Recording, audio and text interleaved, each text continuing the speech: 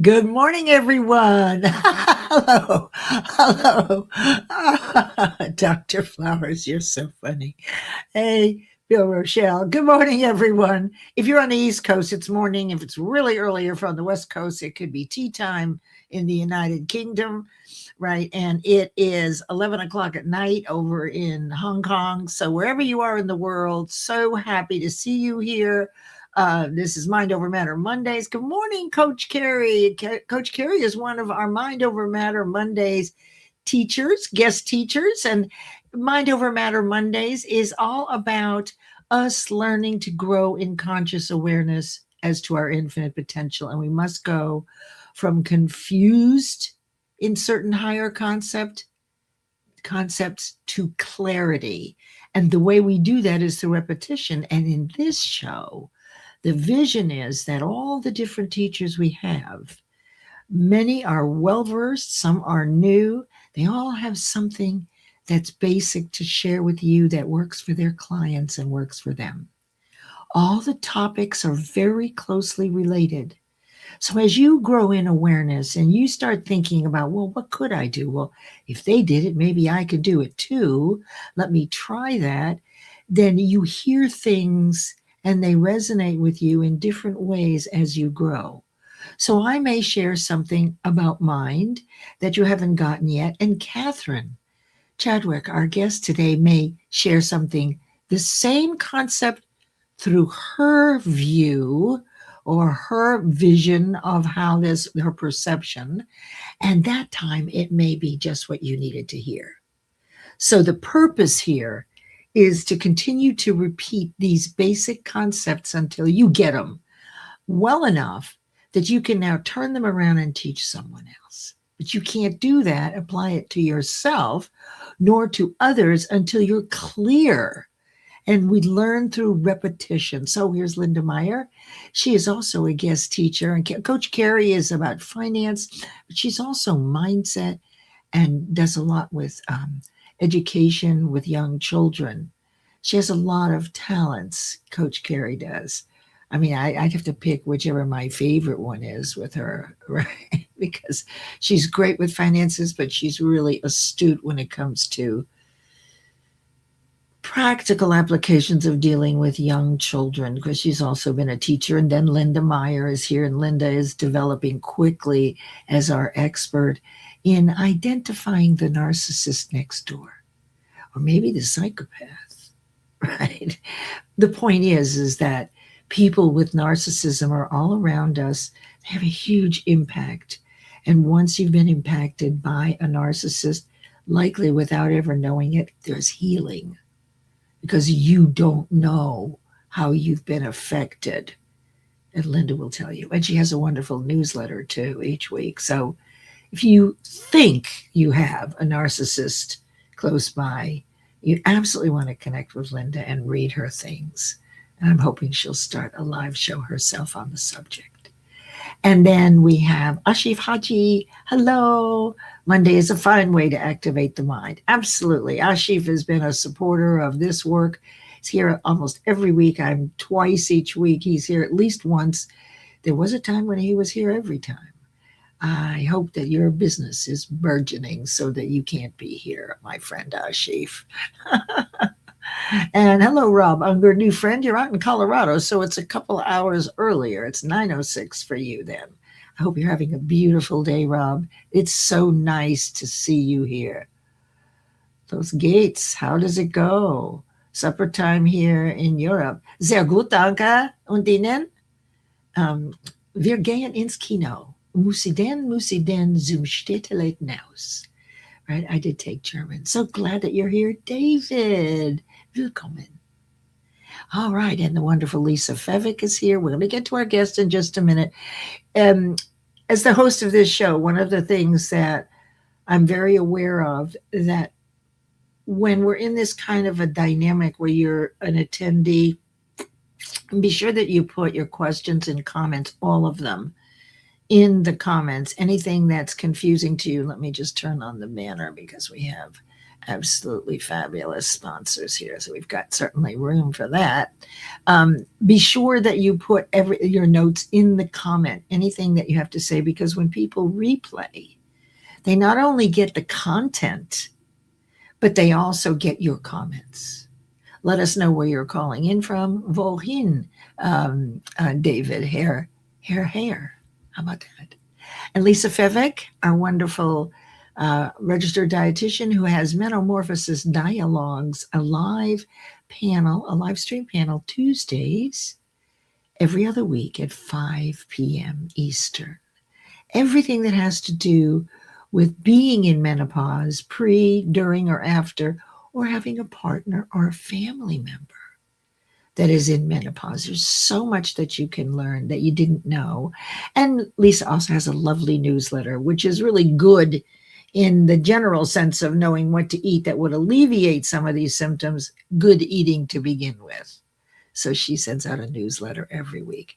You're absolutely welcome, Linda Meyer. I'm so excited. I just wish I had known you when my little brother came along. But anyway, I've had 70 years of a narcissist, so I bet I've got some of the qualities too. That's why this work is so good for us, because I can see when it's happening. So thank you, Linda. And David, LOL, that must be lechem.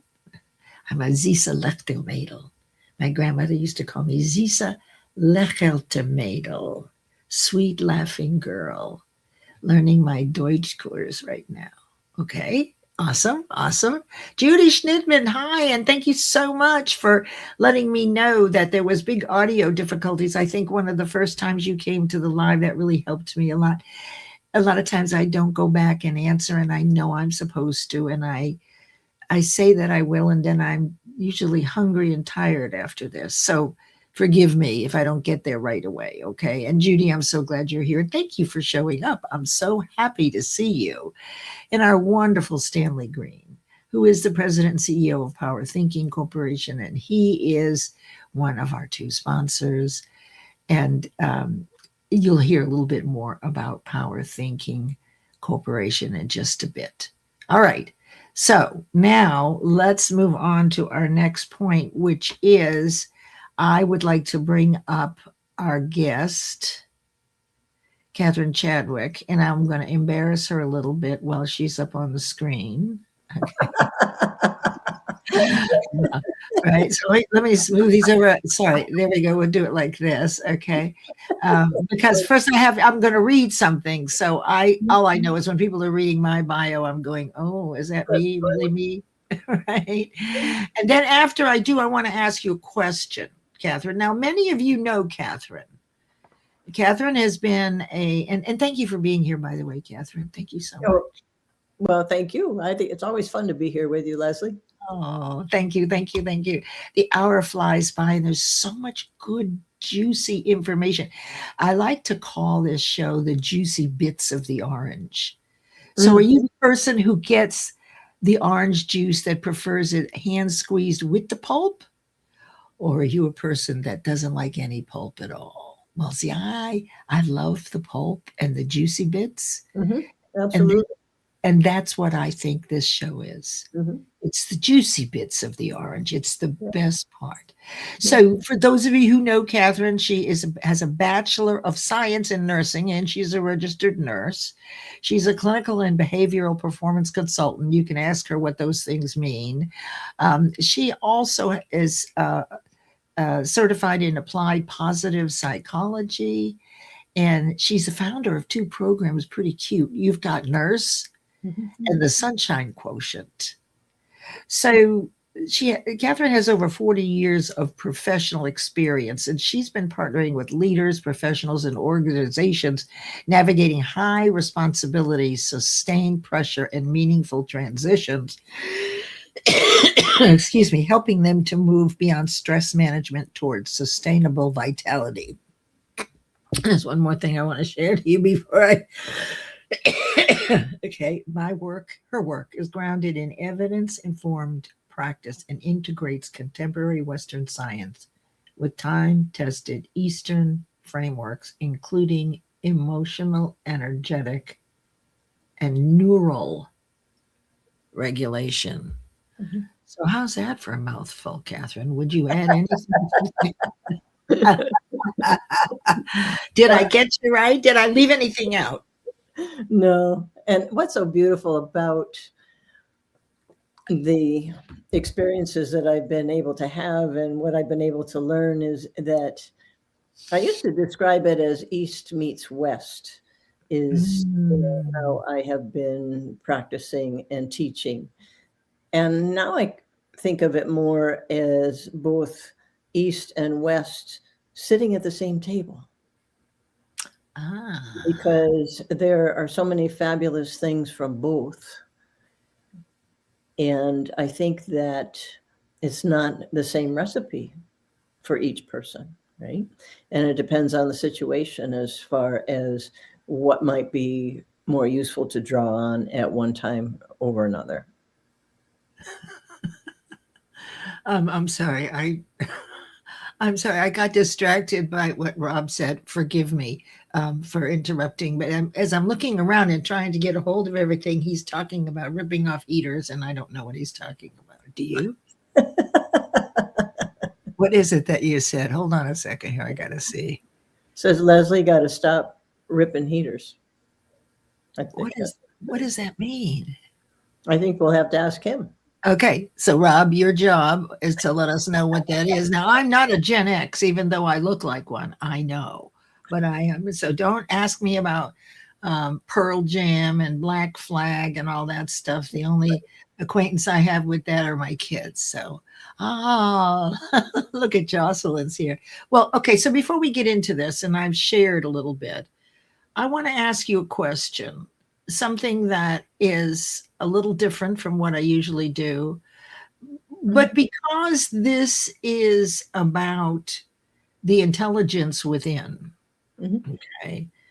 So when you think about intelligence by design, what, Catherine, do you believe we humans have access to that we're simply not using enough?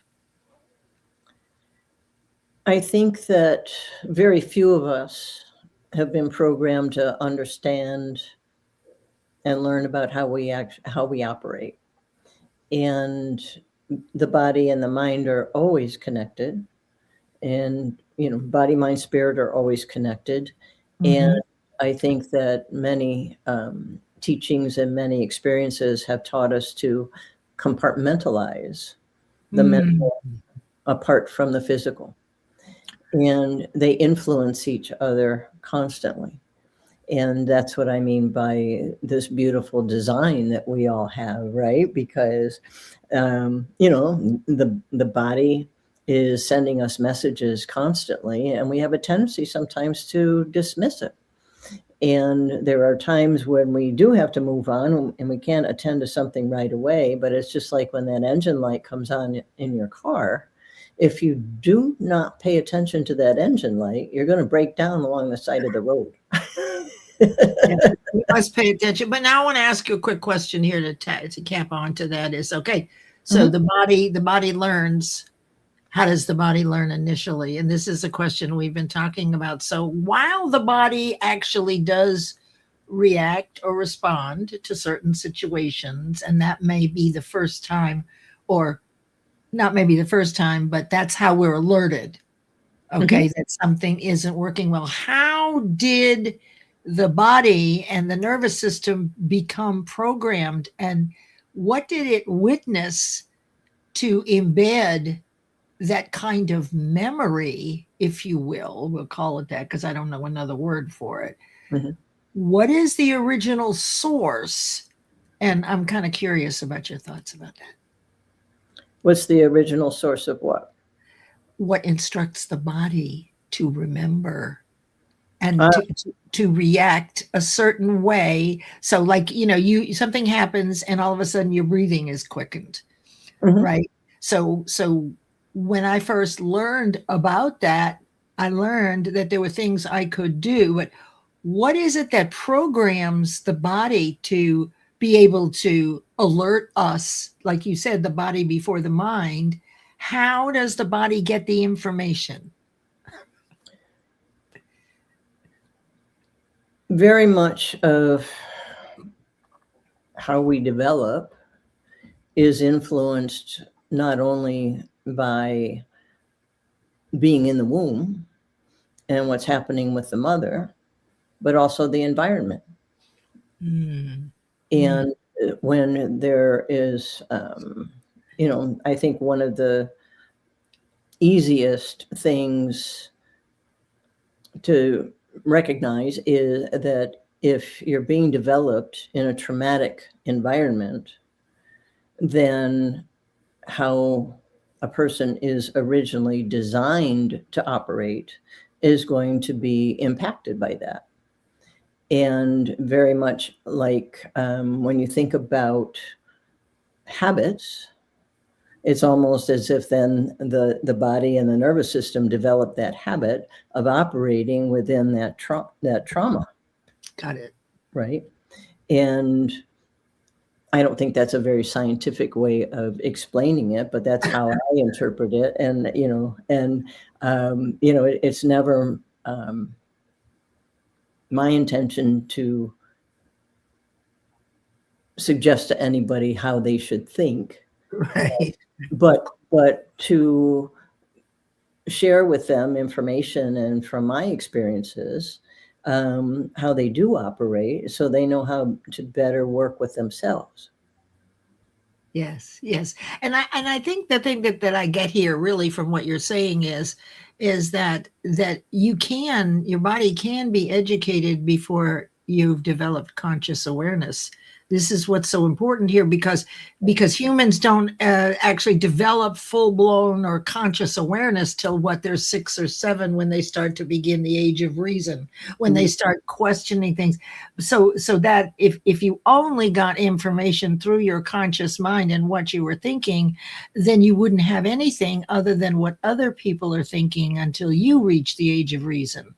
So to your point, that you can be in an environment that actually teaches your body without any conscious awareness at all. Would that be a fair way to explain it? I think that would be a fair way to look at it. Excellent. Excellent. All right. All right. Well, thank you for answering that question. All right. So let's do this. Here we go. And now we are going to begin with a little bit more about Catherine, which I will attempt to do something here. This is another side of our wonderful guest teacher, Catherine Chadwick, right? And part of the reason that I do this and that we do this, let's just see. Hi, Patrick Tinney. So glad you're here. EQ trumps IQ all day long. And so ask Sharon Rose Winfield where SQ belongs. Patrick, where does SQ belong? This should be very interesting. Good morning, Nicole. Hi, Nicole, Guy, Galindo. Patrick, thank you, by the way, for being here. Let us know where you're calling in from. So good to see you. Nicole is a publisher, Guiding Brilliant Writers Publishing, and creates anthologies and also publishes single books for folks that want to write their own book. And she is the sponsor of the Friday 11 a.m. Eastern Think and Grow Rich show that I do, the live stream. So thank you for being here. And what did Rob say? No science needed here. Excellent. Look at here. Susan Walsh is here. Hello. Susan Walsh is also a teacher, a guest teacher in this series. There are about 20, maybe 22 different teachers that are all sorts of different areas of personal, professional, and leadership development. So thank you so much for being here. Susan and I got our international speaker notification when we spoke on a cruise. Yes, so you see this. So you want to connect with Sharon Rose. That's spiritual intelligence. She's our SQ gal. So that's why I wanted to introduce you, Patrick, to her. Okay, let's see if I can do this. All right, I'm going to try to do something here. But, the bandwidth is not giving me a lot to look at. So many of you know that Catherine is an actress and she's a writer and a producer, besides being a nurse and so well versed, Catherine, in so many different areas about leadership and personal and professional development, and also about breathing. And gosh, the scientific, the nursing part is so amazing. So amazing. Congratulations, Patrick. Your fifth book. Fantastic, fantastic. Okay, and here's what she said. SQ is the grounding glory. IQ is cognitive. EQ is emotional. And SQ is those combined in the smart body. Mm-hmm. So there you go. So let me try to do something. So Catherine has been in films, and she is a writer and a producer, and I'm going to try right now to share something. Share the screen. So, oh no, it says stop screen. I guess I can't do both. All right, well, I'll see if I can do this. Just 1 second here. Let me get this for you guys. So, Catherine, tell us the story about when you were in a film, which I'm working to show you bits of, with 𝗠𝗜𝗡𝗗𝗿 𝗠𝗜𝗡𝗗. So tell us about that experience, will you? I'm in a web series with 𝗠𝗜𝗡𝗗𝗿. It's called Switch, the series. You think about taking a trip with me? It told of a girl, This famous is in her the village, ocean's lover.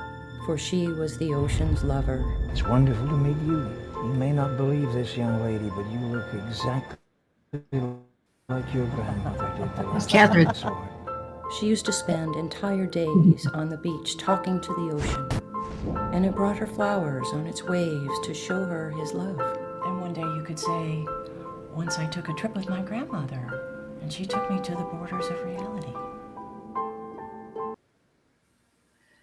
So tell us, that was the ocean's lover, right? And I want you to tell us about when you worked with 𝗠𝗜𝗡𝗗𝗖 𝗠𝗜𝗡𝗗𝗖, would you? Oh, it was marvelous to be able to work with her. My friend 𝗧𝗵𝗿𝗆𝗆, who I met in scene study class, wrote Switch, the series. And she and Olympia had worked on Beneath the Olive Tree, which is a documentary and about Greek women in they were put in concentration camps. And so it was through 𝗧𝗵𝗿𝗆 that I got to meet 𝗠𝗜𝗡𝗗𝗃𝗃. And the beauty of it is not only being able to be in the web series with her, but I had the opportunity to study with her. There were, I don't know, 7 or 8 of us, I think, in Olympia's living room every week. Oh my gosh. Until the pandemic came, right? And of course, then the pandemic changed several things because we weren't able to then move on to, the second season of Switch, the series, and Olympia passed on. So it has remained at season 1, and it's about a dominatrix. So I think it's very interesting, and it was a fascinating. I didn't know that it was about a dominatrix. Okay, I'm not going to ask the question that's on the tip of my tongue. Oh, go for it. Were you the one? Olympia owned a dungeon. Okay. And I come in at the end of season 1, and I'm her nemesis. I have a dungeon too, but we don't really know that at that point. Oh, so you have the mysterious dungeon. Yes. Oh my God. So see that you heard it here on Mind Over Matter Mondays, and without further ado, I suppose it's time to get into the intelligence within, and that's what we're talking about today. Is that we have lots of intelligence within us, and we're going to be looking at 3 different things: intelligence by design, our sources of information as human beings, and then partnership with ourselves. Isn't that an interesting concept? Going into partnership with ourselves. Now, that's a very interesting concept. So let's begin with the part about intelligence by design. I know that you and I talked about this, as I do with all the Mind Over Matter guest teachers. What is it that you want to share? So take it away. What is actually, from your perspective, intelligence by design? Could you say it's intentional? And I'll turn it over to you. when you stop to evaluate how marvelous the body-mind connection is, and when you think about all that's happening within our bodies right now as we're right here, and we take that for granted, and many of us are not really aware of all of the systems that are in play constantly. And the communication systems are interesting. I mean, we have, you know, the heart brain connection, we have the gut brain connection, we have the body, you know, the brain mind connection. And what's fascinating is that the body is sending signals constantly through not only the cells and whatnot, but through the nervous system. And the head brain is part of the central nervous system. It's you know, a very important organ that we have in our bodies, right? And what's fascinating too is the communication systems are talking all the time. And when you think about, I mean, just for instance, when you are experiencing anxiety, and I always encourage people to think of it as the body is experiencing anxiety, because I am not anxiety. You are not anxiety, right? It's important to make that distinction. And if you're experiencing anxiety, then the nervous system is giving you an awful lot of information, and the body is obviously reacting. And so now you've got stress hormones that are in play, and that affects how you think. When your stress hormones are at a high level, it's very hard to do any broad thinking. Your thinking narrows right down. And when you can understand that, then the mind is then interpreting, reflecting, imagining, right? Because and it's the mind that creates the meaning to what's happening. And we have the ability to make the choice to go, oh my gosh, I'm experiencing anxiety. I have a choice. I can take in a deep breath, because I do understand that when I do that, I engage my vagus nerve. And that in turn engages the calming side of the nervous system. And that is just one example. We have so many systems that work together. I mean, we have our immune system, we have, the digestive system, the respiratory system, everything is in play constantly. And I think because we are obviously experiencing our life through our environments and our senses, and if we stop to think actually about how we are experiencing it all, it can sometimes be a little overwhelming. Yeah. I think that what I'm hearing is that this is really a good case for continuous learning. I mean, I know we beat that to death, right? But I mean, you only have to look at, how you learned your multiplication tables in school. I mean, everybody learned them the same way, through repetition. How did you get on the team, the track team? By practicing, right? Or the swim team by practicing. So the simple truth is that if you are consistent with continuous learning, you then have access to this information, which develops your intelligence, right? Like a muscle used in direct proportion to its use is going to grow. Is that a fair assessment? Also, yes. And also, as you learn more, you have greater awareness, which then allows you to have more choice. Absolutely. And let me say hello to Melanie Richards. And she does a show each Monday at 2 p.m. called I Am Possible, and a number of other things that she's involved in. I'm just delighted to see you, Melanie. And she and I bump into each other the one the one clubhouse thing that I do each week. I usually see her there. As you all know, I'm a real LinkedIn proponent, and I rarely get off this platform. I have nothing to do with Facebook. And this may not be a good thing for me because people are saying, go ahead and get on another platform. You never know what's going to happen with LinkedIn. But you know what? I will do that when my intuition tells me to do that. Mm-hmm. So thank you for being here, Melanie. And that was excellent, excellent.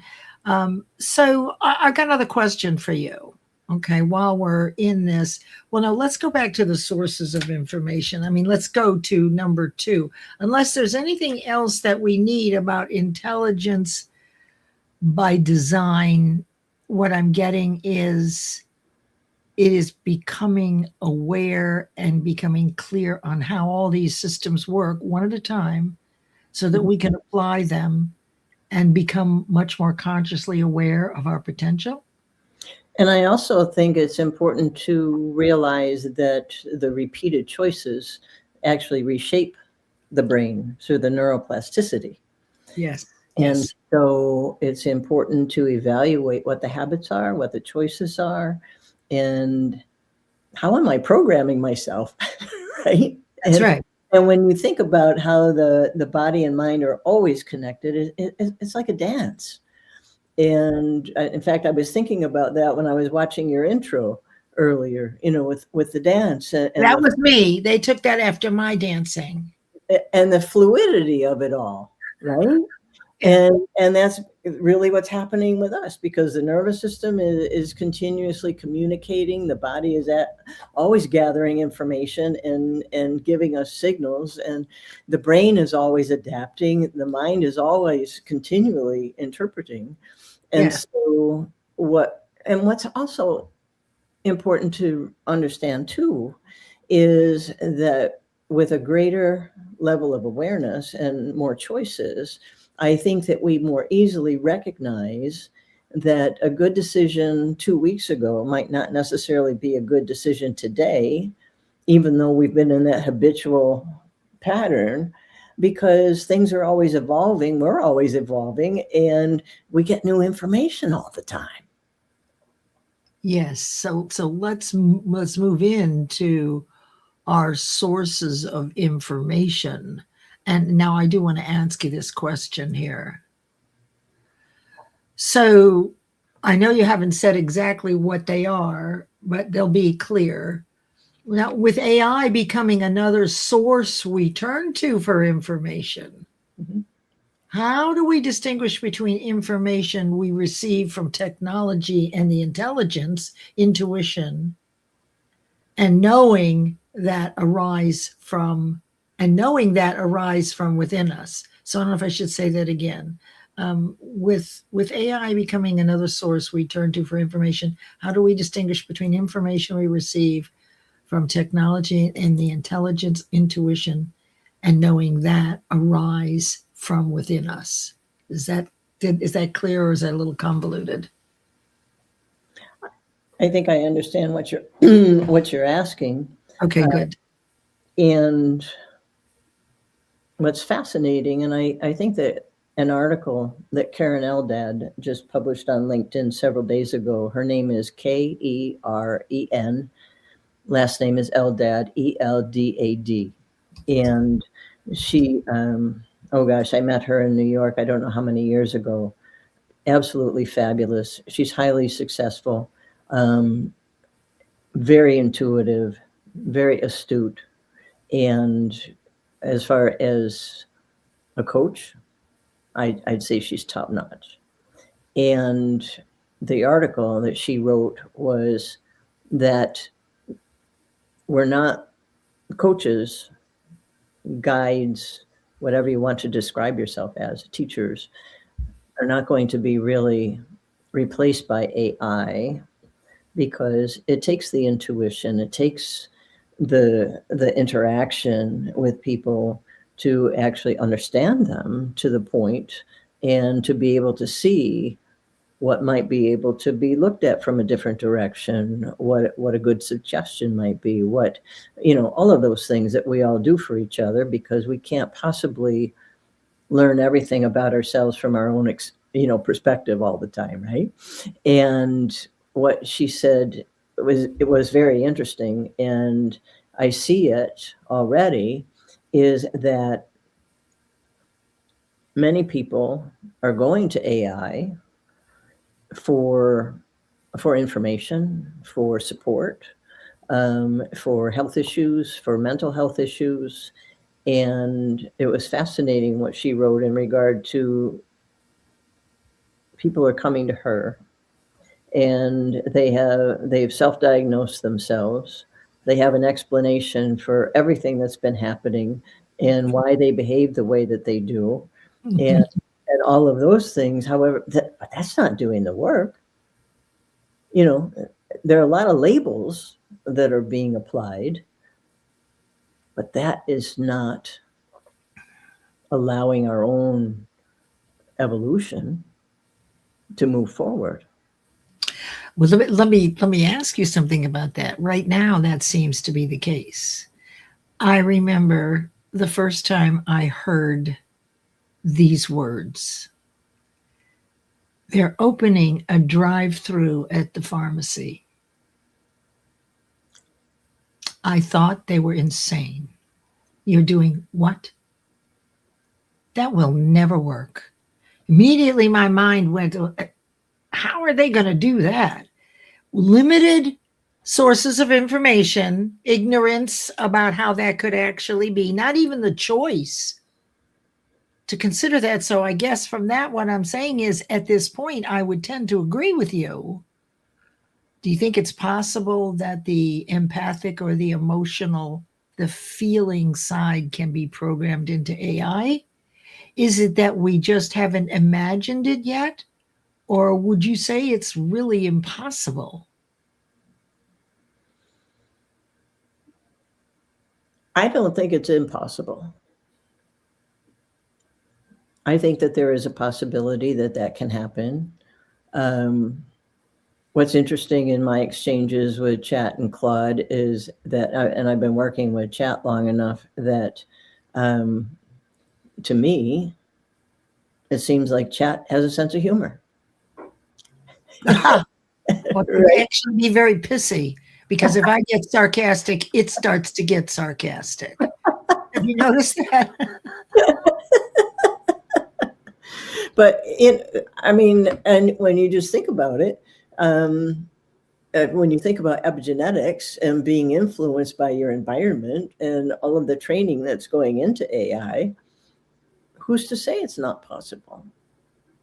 Well, I'm glad. I like the way you answered that, because one of my phrases is, just because we don't know how something works yet doesn't mean it's not working.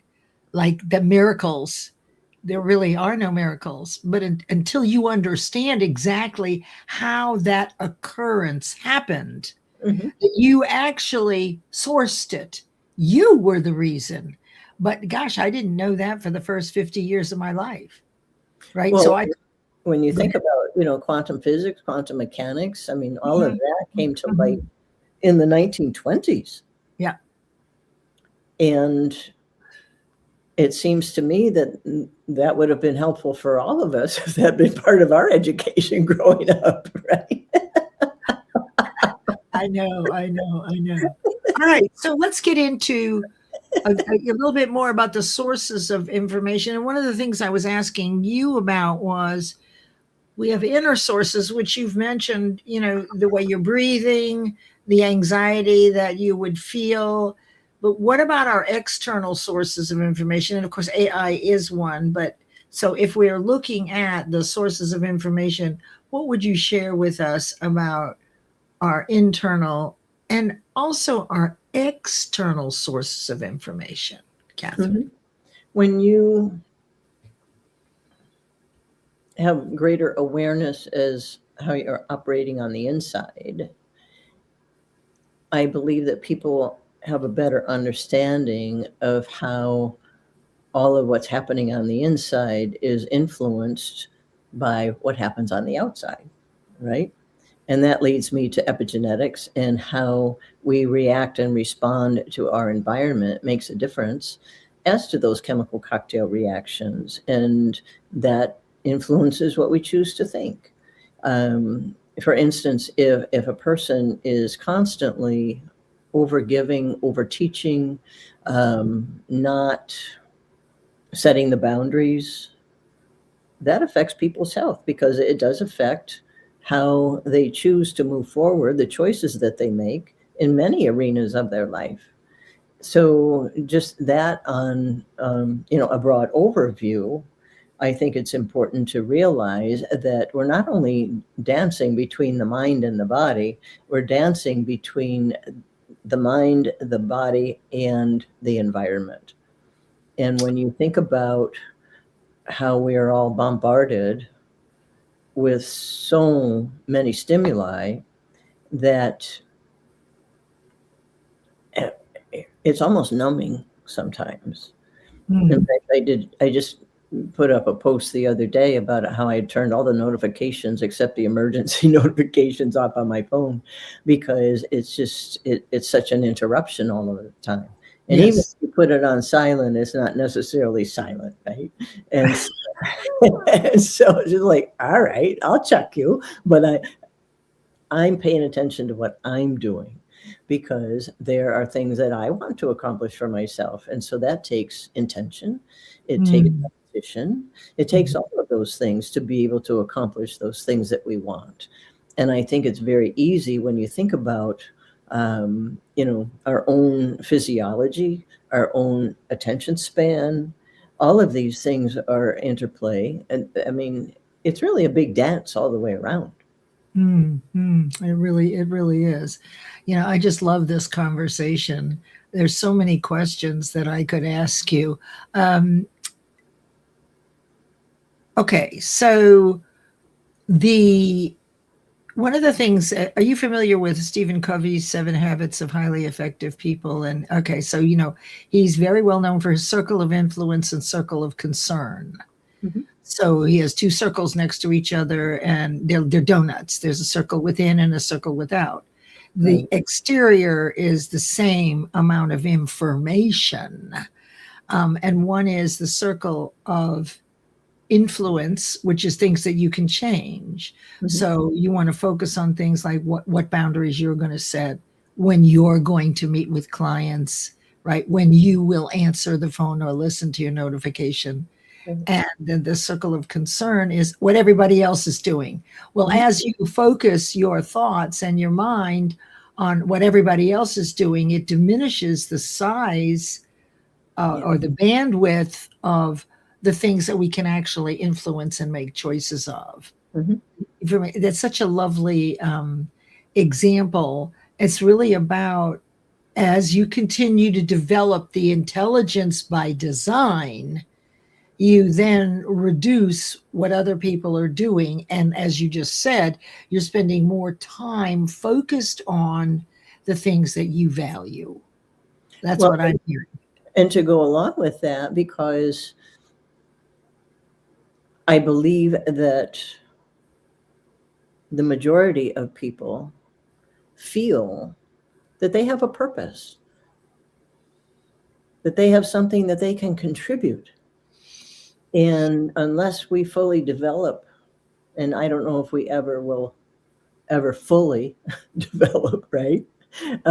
Because there's always more to learn. There's always more to embrace. There's always another perspective to look from.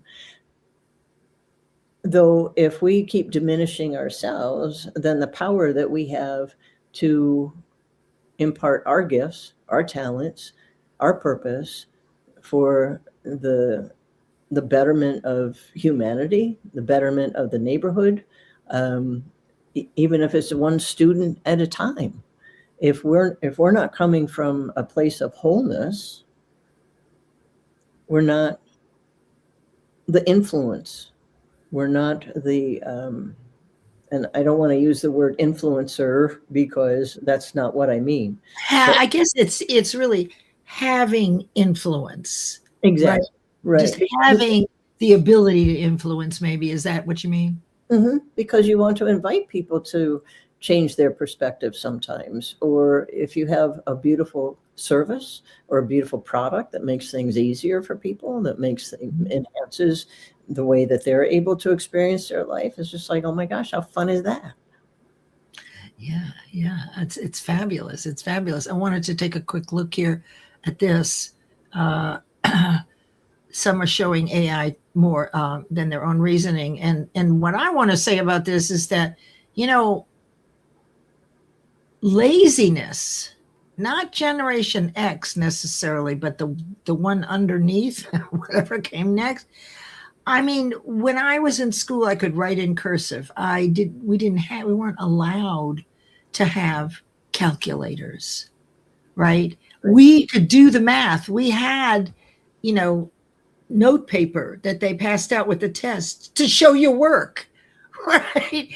There's no showing your work anymore. Mm-hmm. And to Nicole's point, it's much easier to have a relationship with an AI character avatar, mm-hmm. because they're not going to hurt your feelings. Let's put it this way, because I don't see AI as necessarily an evil or affected by evil things. I could be wrong there. That we trust what AI is saying because they're not out to get us. Now, what do you think about that question that she's asked about this and this point? And then I have another question for you. That this is undermining our awareness and our leveling up in intelligence. What do you think? I would agree with that, because it's easy to accept what AI is basically spoon feeding us.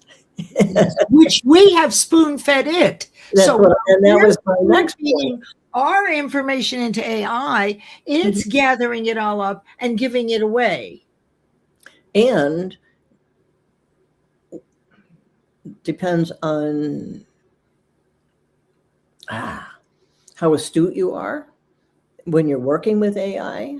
Mm. Because there have been times where I go, oh no, that's just not right. And then you tell it what's right. You're teaching it what's right. Well, this is it. And the other thing is, when you think of all the number of people that have gone into contributing to the programming of AI, gosh, what would be the average IQ? What would be the average EQ? I haven't thought of that before, but it's coming to mind right now as we're talking about it. It's just like, okay, so when you talk about your center of influence, how much influence are you going to allow coming in from AI without being discerning? Well, I would, that's an excellent question. So let's take a pause right there, shall we? We don't have all the answers. Let me honor our sponsors here. So first of all, this is the first sponsor. The Power Thinking Corporation now, which is a cognitive-based personal development program that's been around for about 8 years. Now everything is on the app, and you can download it at your app store for a free trial. It has all sorts of daily affirmations for you, different shows that you can attend, and it's headed up by Visionaire Stanley Green, President and CEO of Power Thinking Corporation. So I'm so excited about that. And then our second sponsor is the 2350 Network, which is a business network off of LinkedIn, where we all met here on LinkedIn. And if you want to find out about all the different programs, and twice a year there is a telesummit. This one is coming up October 9th and 10th. It's a 2-day online telesummit on a wonderful platform. So you can use the QR code to find out more about the Professional Work-Life Balance Summit, October 9th and 10th this year, all day. And then if you want to find out about the 2350 Network, there's quite a few people here that are part of that network for business discussions. All you have to do is go 2350network.com and you'll find out all about how the network works. And if you're interested in this, go right here.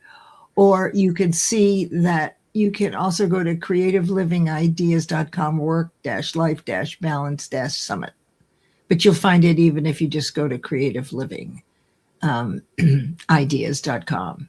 So we're really excited about this year's event. This is a 1, 2, 3, 4. This is the 6th, if I'm not mistaken. And I always enjoy sponsoring it. So again, we want to absolutely thank our sponsors for supporting the show. And now we go right back to Catherine Chadwick before you tell people where they can go next to get. So if you're loving this conversation, in a minute, you're going to see how you can continue it tomorrow at lunchtime Eastern. Okay. So let's get into, are we finished with the sources of information? We got inside, outside, we've got AI, and we've definitely covered that the path to developing intellectual or EQ in IQ is through repetition and openness of evaluating and observing different concepts until they become clear. That we want to get our own house in order so that we can influence others as leaders. I mean, because people are following us, whether we're leading in business, at home, at church, in school, whatever it is. So if we want to have influence, then we want to be leaders who take care of our own boundaries and our own values first, because people will watch us. So now this concept of partnership with ourselves. And by the way, Rob, those questions, we probably won't have time for that. Well, we won't. But Catherine, Rob has a couple of questions, if you wouldn't mind going in afterwards and giving him a quick answer. So tell us about what this is. I've not ever heard this way. So tell us what partnership with ourselves is all about. I think it's really just recognizing that there are different facets of ourselves and how we can all work together. The mind and the body are constantly connected. The body-mind energy, the body-mind spirit, body-mind nature is constantly connected. And when you can become a better dance partner with yourself, basically, right, then you're going to have a lot more fun in life than if you're constantly dismissing and not ignoring what's going on, and I'm not saying don't participate in your environment, in your work, and all of these things, but learning how to be the best version of you moving into these activities, because it makes a difference. So I also want to mention that one of your dance partners on the inside is your reticular activating system, right? Oh, the RAS. Yes, RAS.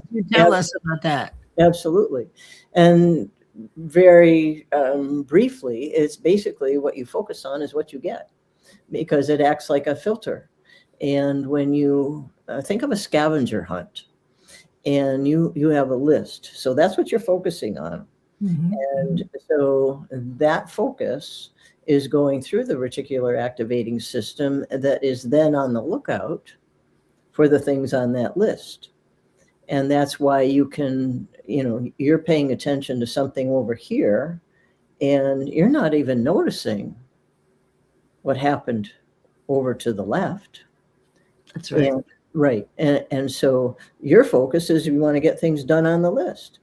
When you go to work or when you're working for yourself, these are the things that I want to get done today. And when we don't use our focus to our best advantage, then we have sometimes the situation of not keeping our word to ourselves. Well, okay, I can do that tomorrow because Sally wants me to help her with this. Well, what's the priority? And I think it's important to be that partner with yourself, to stop and say, what is my priority right now? Because we can't change anything thinking about the past or living in the past or being in the future or worrying about what's going to happen tomorrow.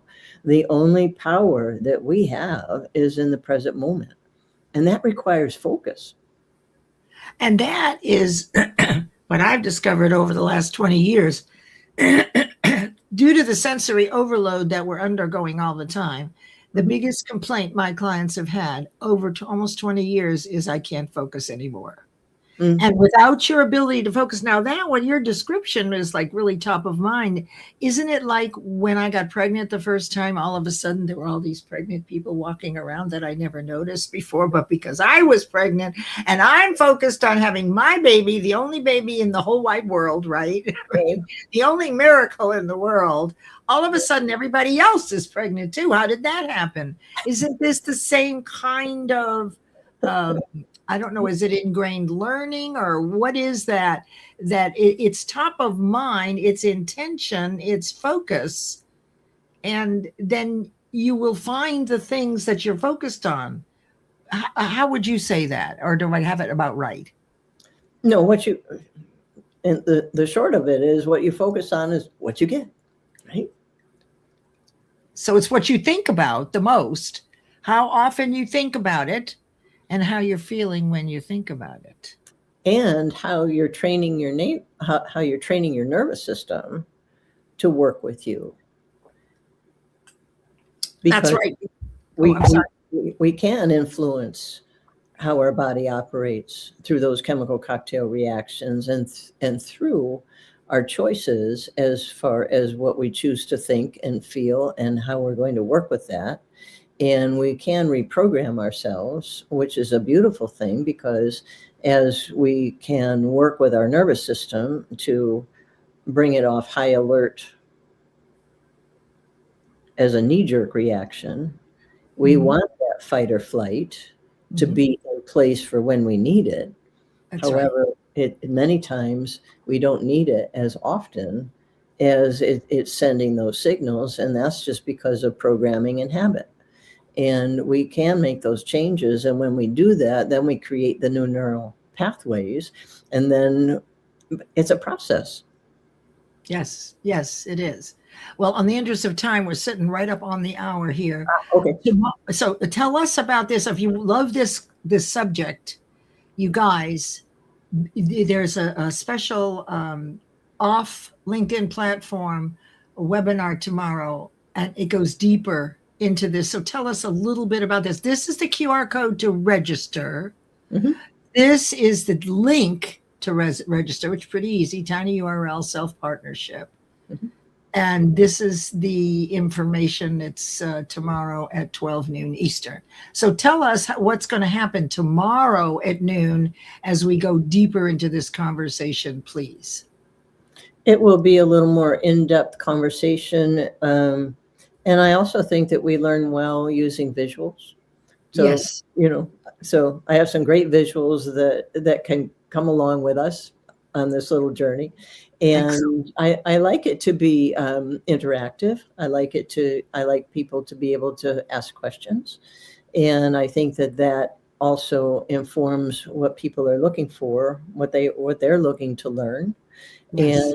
And my focus is always to bring things down to a simple understanding, so there are practical applications that can be used.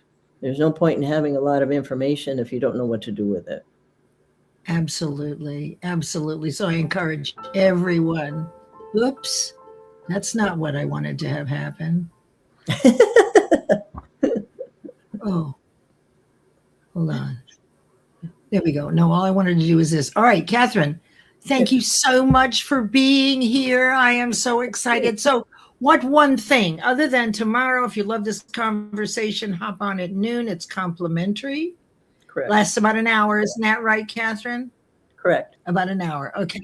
So what is the one thing? Well, wait, I got to ask you. I have another question for you. Okay. If someone wanted to leave today with one practical way to become a better partner with themselves, what would you tell them to begin noticing, questioning, or doing differently? I would encourage anyone to become more curious as to how they are operating. Use that curious observer, and not that you want to be looking at yourself objectively constantly, because that is self-defeating. However, when something comes up and you use your curious observer and say, oh my gosh, what was I thinking that caused me to think that? Or what was I thinking that caused me to do that? And what is my body telling me? And I think that those are things to start working with, because I don't think that we have to be judgmental with ourselves. I think if we can be curious with ourselves, we have a much greater opportunity to make the changes that we want to make through encouraging ourselves rather than judging ourselves. Fantastic. Catherine, it's always such a pleasure Thank you. getting to know you, and thank you for telling me about the films. And you guys can search and find those trailers like I did. They're so much fun seeing you like that. You know, you're I love that. I love that. I love finding out about things. You know, when we start to get a little gray, we've had some experiences, haven't we? Just a few that are a lot of fun. Right. So I'm going to move you back into studio. Thank you, everyone, for being here. Your phenomenal questions. We'll come back in and Catherine will answer and respond. And thank you again, my friend. Have a beautiful, beautiful week. Oh, you do the same. Thank you. Okay, my dear. Take care. All right. All right. Next week, we have 𝗧𝗍𝗍𝗆𝗍𝗍, who will be talking about the shadow work. So look it up. Freud spent a lot of time looking at our shadow, our dark side. You know, I look at those as your six basic fears, and the expression of each of those fears can be anxiety, fear, all sorts of different emotions, fear, doubt, and indecision. So I'm excited that you'll be here next week. And then this Friday will be the final interim training in between, where we begin the next 12-week study of Napoleon Hill's Think and Grow Rich. And with that, my friends, deep gratitude to all of you for being here. Did you have one moment where things got really clear? Or you got an idea that you hadn't gotten before? Or someone wrote something in the comments that inspired an idea? Do let us know, and join us each Monday at 11 a.m. Eastern for the show. And now we'll play the outro, by the way, which was created. The intro and outro are the same by Soul Media Live Productions and Aaron Gibson, the Visioneer, and to Power Thinking Corporation and the 2350 Network, our sponsors. Have a brilliant week, everyone.